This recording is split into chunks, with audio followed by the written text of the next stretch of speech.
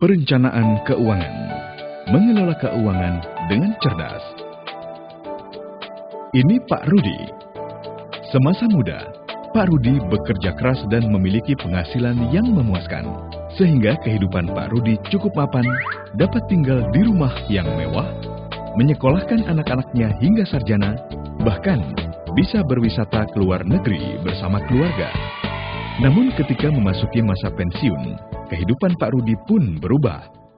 Semua kekayaan yang ia miliki berangsur-angsur lenyap. Rumahnya pun dijual untuk membayar biaya hidup sehari-hari. Mengapa hal itu bisa terjadi? Mengapa dia tidak dapat menikmati hasil jerih payahnya di masa tua? Apa yang salah?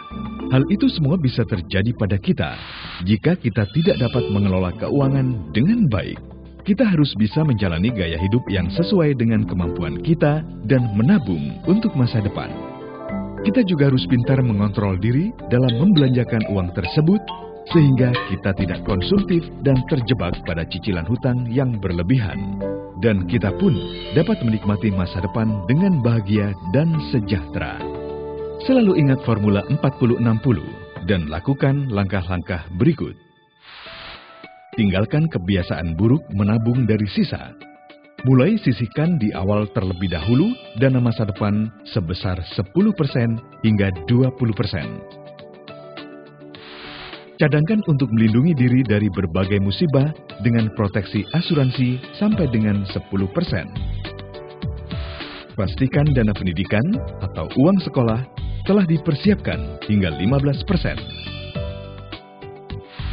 Bayar terlebih dahulu segala cicilan pinjaman atau hutang kepada pihak lain agar kita tidak terkena denda besar dan harta benda disita. Membayar segala kebutuhan rumah tangga maksimal sebesar 60%. Selebihnya silakan digunakan untuk rekreasi dan hiburan bersama keluarga. Formula sederhananya adalah penghasilan kita setelah dikurangi investasi dan kebutuhan masa depan. Sisanya itulah yang bisa kita gunakan konsumsi. Cerdas mengelola masa depan sejahtera. Sikapi uang dengan bijak. Otoritas Jasa Keuangan, lembaga pengawas industri jasa keuangan yang terpercaya.